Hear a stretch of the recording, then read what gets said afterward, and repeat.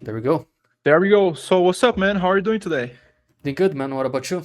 I'm doing pretty fine myself. Let's talk about a little bit about English. I mean, how did you learn English? How did you start actually? And more specifically, how did it impact your life positively? Man, actually, I didn't plan on starting English. It was all because of my parents. They just like it to listen to English music. Okay. And I started studying because I wanted to understand the songs, and that's it. So I didn't actually study English. I studied English, but it was a passive study. Okay. So I liked to listen to music, and then after some time I wanted to understand it, so I started seeing the translation and I started to understand the meaning of the words, and that's how I started. And for how long has it been happening? I mean, you mean how long have I studied since the beginning? yeah, because you said, I mean, you being exposed to the language, as far as I understood, for a long time. When exactly? Man, I don't remember. The first time, I don't remember. Oh, really? That's nice. I think since I was born, my parents used to listen to English music. That's a really good parenting. Yeah, but I remember maybe when I was 7, I remember some of the songs from, I don't know, maybe some Black Eyed Peas songs and stuff like that. Okay. And I started getting, it's not the best song for kids, but my parents didn't know that. So my father just had a old DVD with flashbacks from the 90s and early 2000s. And that was my favorite. And I used to listen to that with him.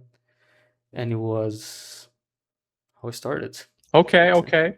And I mean, obviously you speak very, very good English right now. And when exactly did you start to study? Because so far you were just being exposed to the language, just listening to music, as far as I understood. The environment was really good itself. But when did you actually start to study? For example, right now I just want to make myself a little bit better. I understand things a little bit more, but I want to go, a little bit further. Yeah, a little bit further. Yeah. That's right.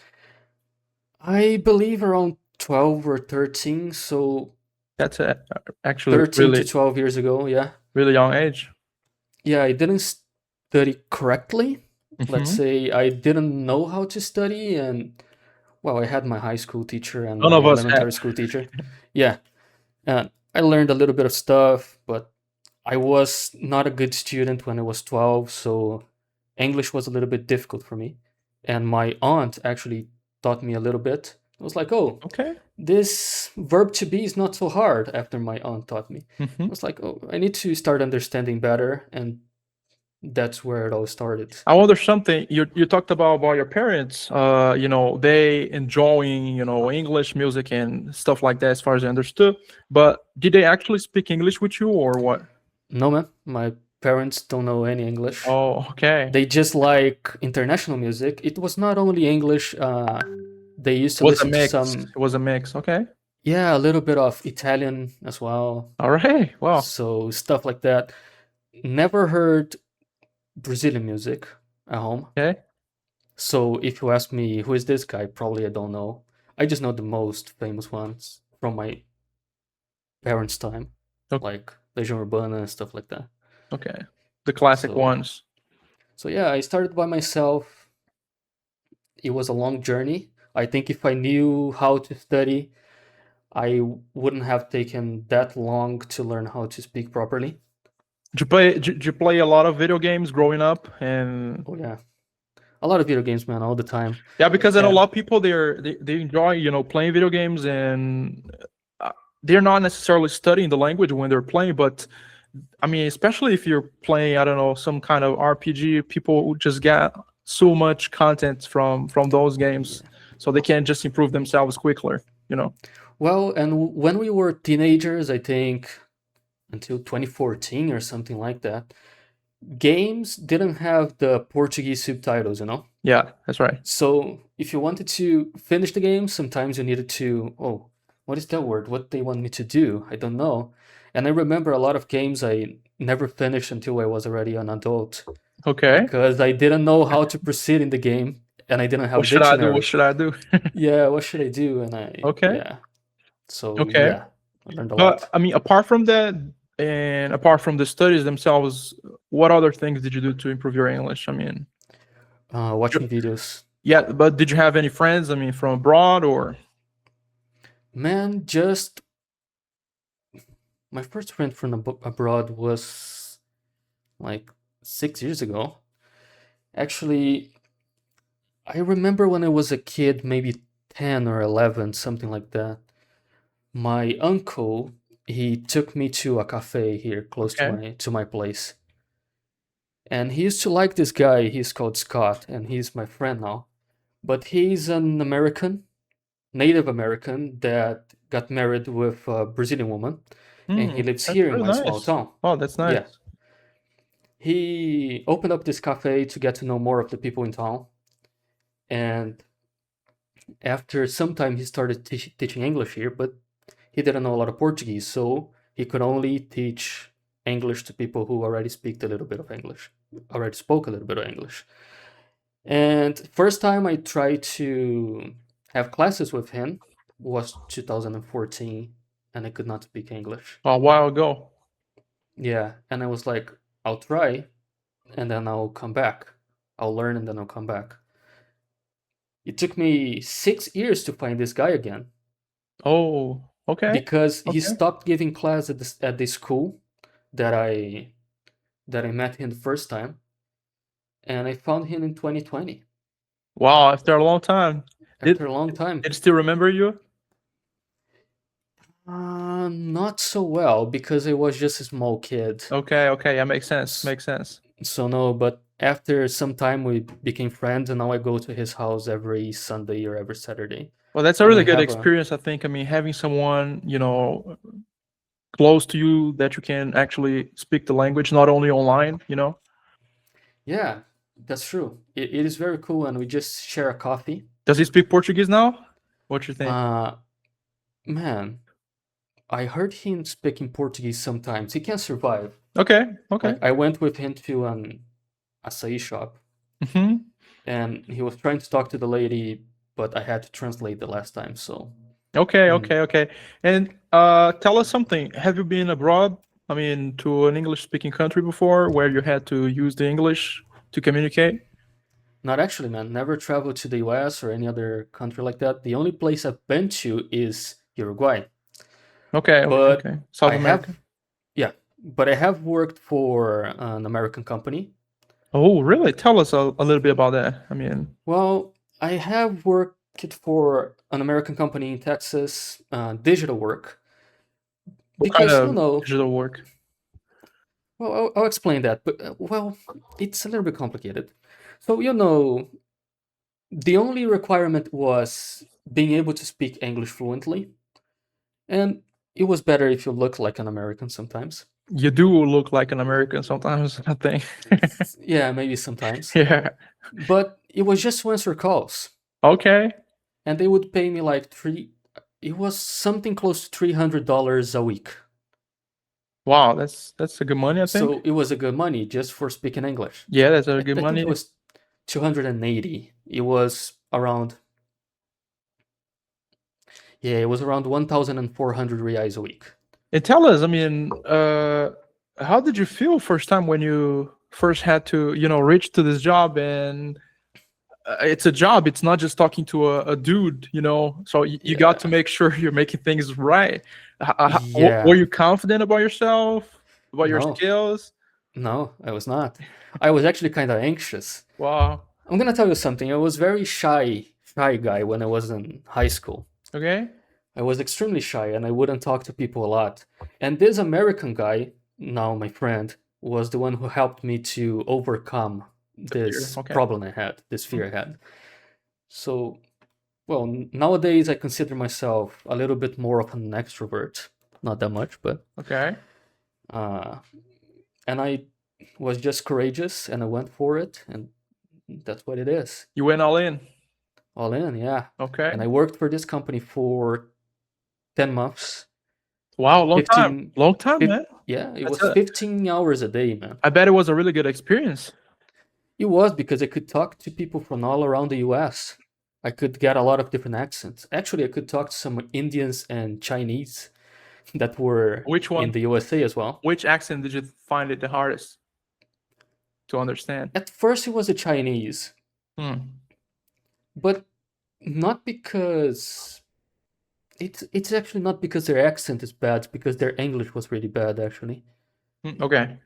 I don't have a big problem with accents, and I actually don't know why. I cannot imitate any of them, but I usually can understand, you know? Okay.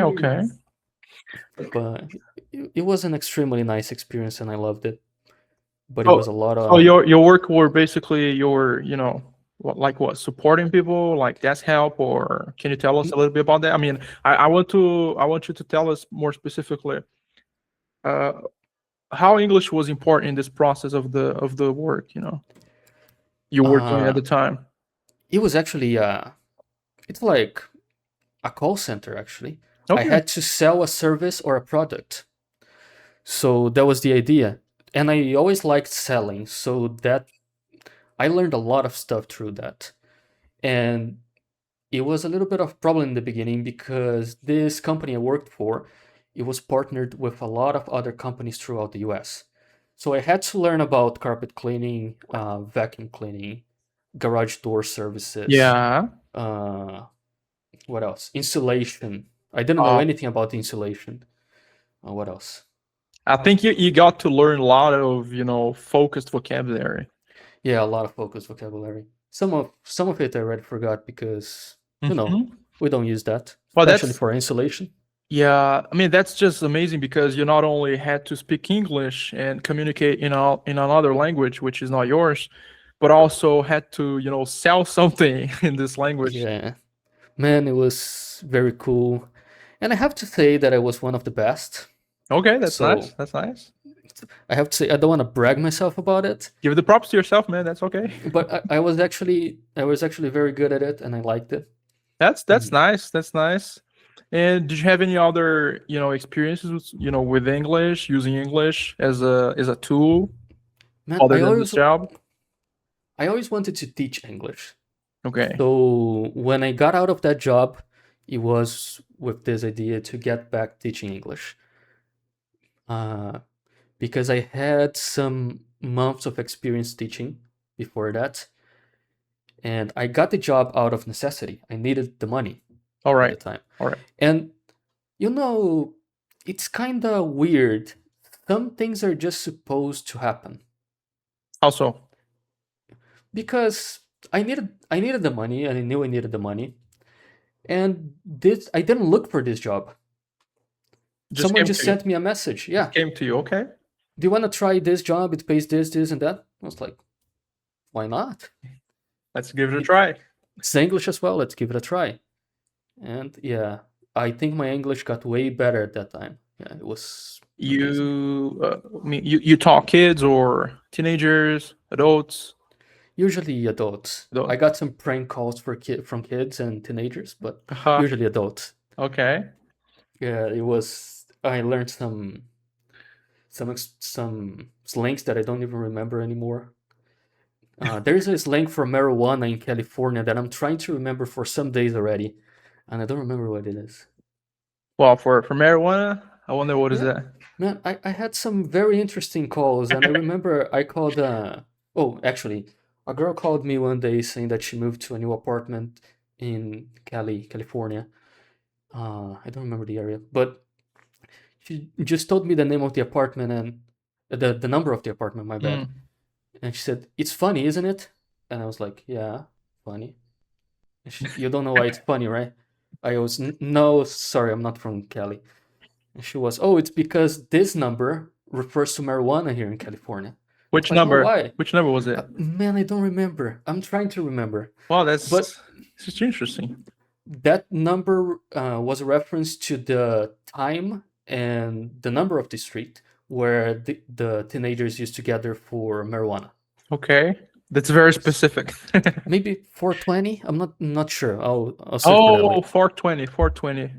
Is that 420? I mean, in Portuguese, I know usually people are saying 420, so I think it's 420. I mean, if that's the same reference. I don't know if that's the same reference, but maybe that's it. Yeah. Yeah, I definitely heard about this in Portuguese before, and usually people say 420.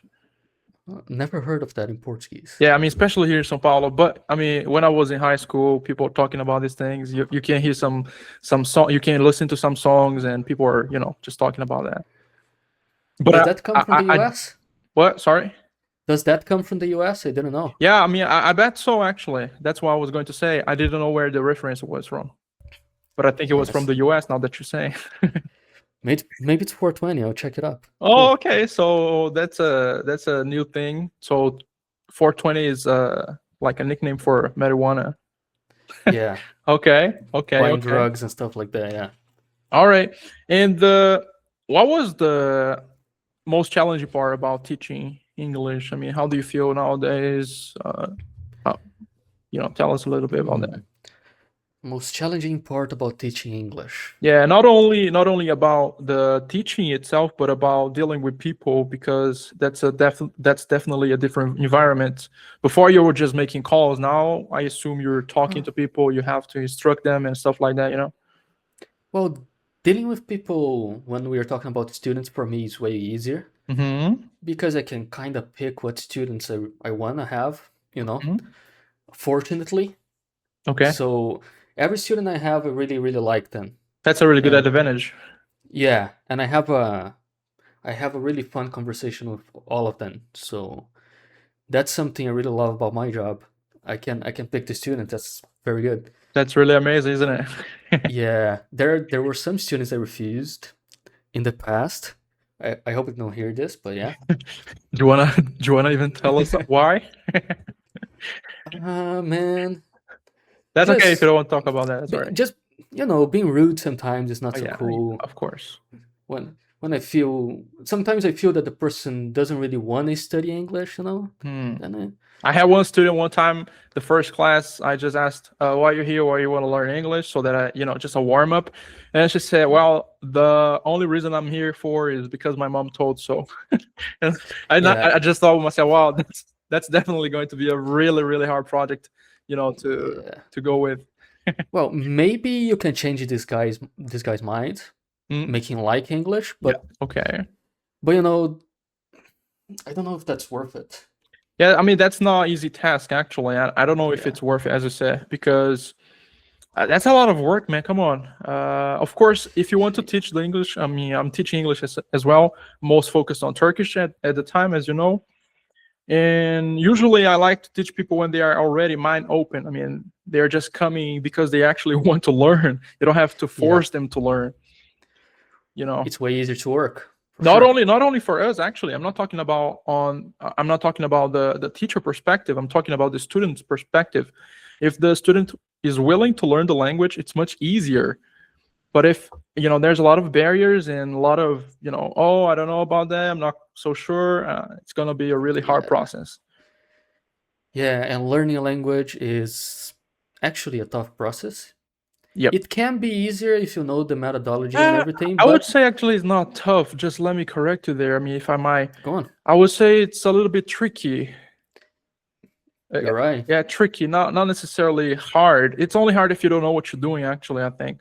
That's true. That's what you were going to say, I assume.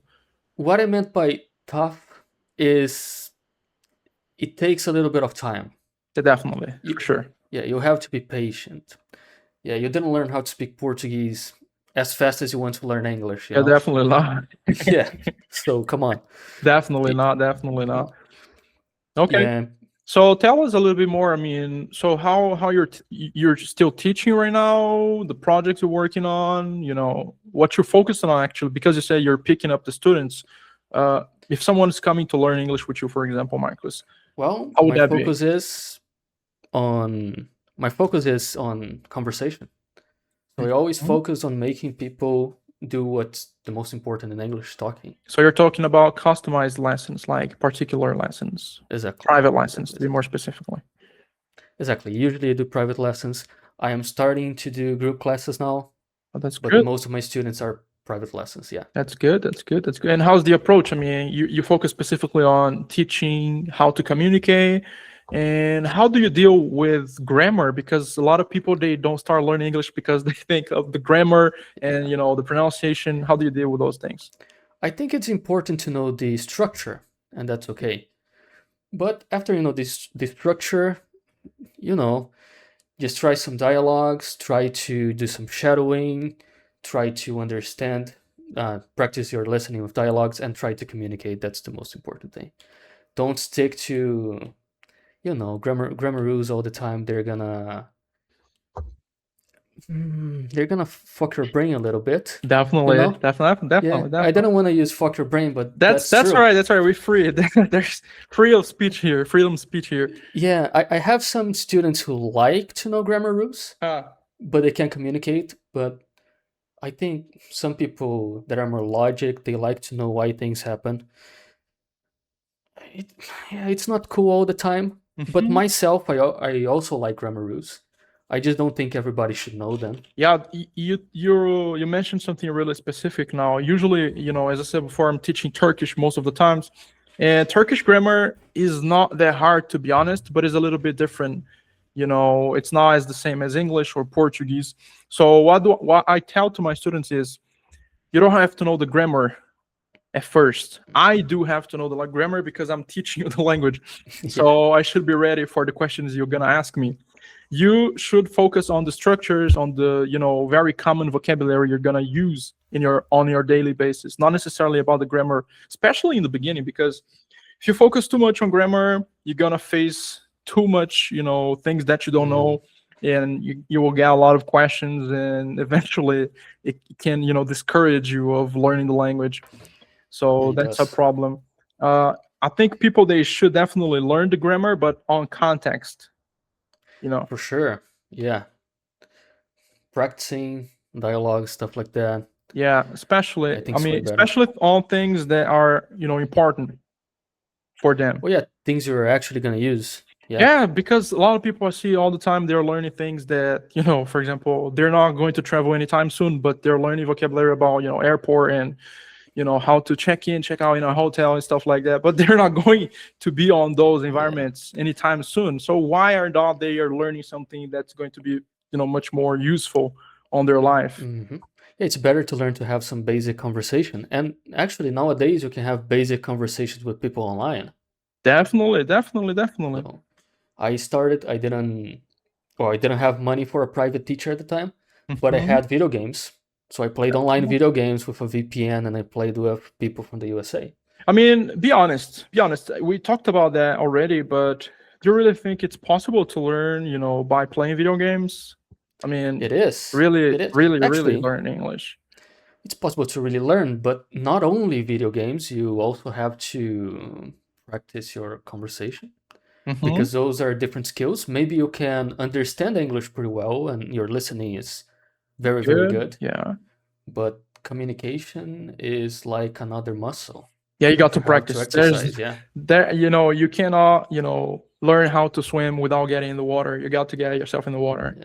And that was my problem when I got to my friend there in 2020, because I had very good listening. I could understand everything he said, but the words wouldn't come out because I never practiced the muscles for actually speaking. That's very frustrating, isn't it? Yeah. And I knew all the words. Yeah, it's complicated. So do you also help people? I mean, not necessarily going to teach people how to, learn the language itself, but people sometimes just want to practice the language. So if they want to book a lesson with you for, just practice speaking. Just conversation, yeah. Just conversation. Yeah. Okay. Sure. Okay. And how is the schedule right now? Kind of busy, yeah. Kind of busy, okay. That's good to say. That's good to say. Because people, they think, they might think, because they are seeing a teacher, they think, oh, there's no so much students and stuff like that. It's necessary to say that even though there are a lot of teachers out there teaching the language, there's a lot of people who want to learn. Yeah, exactly. Right. So yeah, maybe I have 2 or 3 spots if I squeeze the third, but yeah. And if people want to reach you, how can they do that? My Instagram, I don't remember if it's marcus.ament. We can leave it down underline, below. Yeah, but it's gonna be down below. We can leave it down below. Do you have anything else to say on this matter? I mean, just about like a message. Just imagine there's someone out there. This person is definitely gonna watch our video somehow. I don't know. I hope YouTube recommend this video to people. And if there is one tip, or what would you say to this person? One tip to learn English? Yeah, this people maybe these people already know English, but it's feeling a little bit frustrated. It's about to give up and is looking for something to hold on to. Well, if you already know English and you want to advance and you feel a little bit frustrated, I have been there. After you got to the advanced level and you want to, go further, it's a little bit slower than when you were like in the middle. But just keep it up. Keep doing your stuff. Immerse yourself in English. And it's going to pay off for sure. What if this person needs a customized lesson or something like that? How would that go? You send me a message. Okay. And that's it. You heard the man. You heard the man. If you want to learn English. And soon. Man. Soon. What's happening soon? Tell us. Soon we're going to have an online school.